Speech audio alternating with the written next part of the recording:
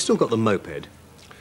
No, that went about 12 years ago when I lived just too far away from the centre of London to not be able to manage without a car. So I've got a car now. As I remember, I must have been 20, 25 years ago, the first story of you riding this through the centre of London. It was a long time ago. It was thought to be vaguely exotic and eccentric, but actually it's the best way to travel around London. Did you, I mean, now you've, at the time, you were perhaps the best-known theatrical actor, but nobody knew your face, nobody sort of recognised you. You often used to say this was a great benefit to you.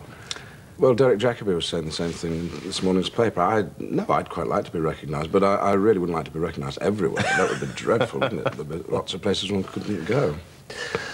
Now you've decided to come out, or you decided quite some time to come out and tell everybody that you were gay. Did you... Simon Blackett, could you, if now, okay, have a look for Simon.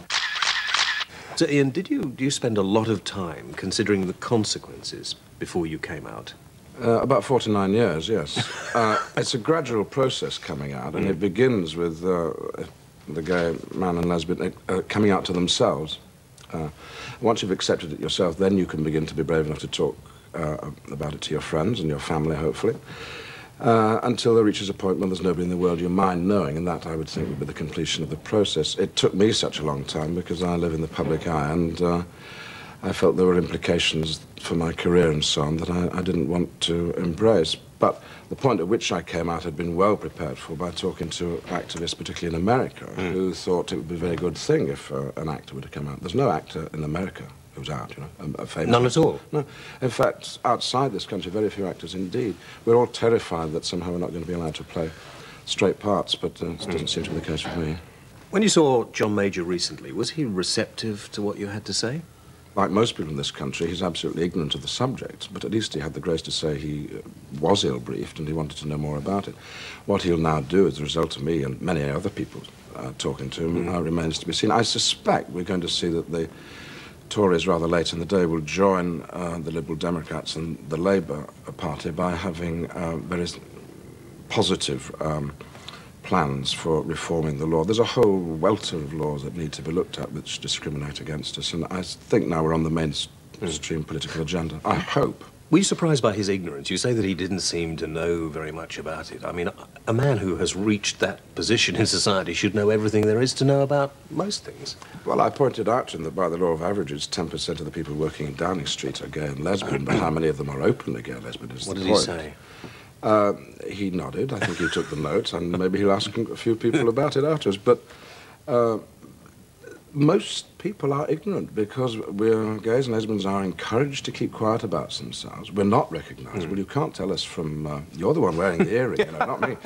You can't tell us from the way we dress and the way we look, even the way we talk, except in the stereotypes, the caricatures.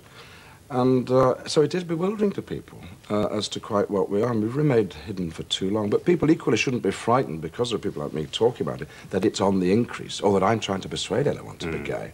I don't think it can be done any more than they persuade somebody who isn't, can you? No. Right. I mean, the world tried to persuade me to be heterosexual and totally failed.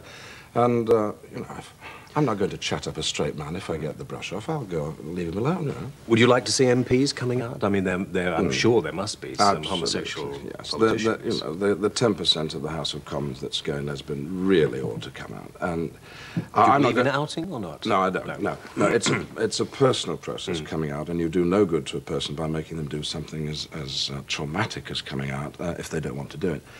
But I do think politicians who are in public life are at ease with sticking up for themselves, putting a point of view, making a case, and often do it privately with regard to homosexual law reform, really ought to do it publicly and say what their personal commitment to it is. What about the age of consent? Too high? Too low? I don't have a view on that. All I'm asking for is equality. You can fix the age of consent at 33, and that's what I'll be arguing for. I hope not. Well, exactly. Otherwise I'm in trouble. It's 16 for the majority of the population, therefore it should be 16 for the entire population. And what's absolutely ludicrous is it's 16 for straights, it's 21 for gay men, and what is it for lesbians?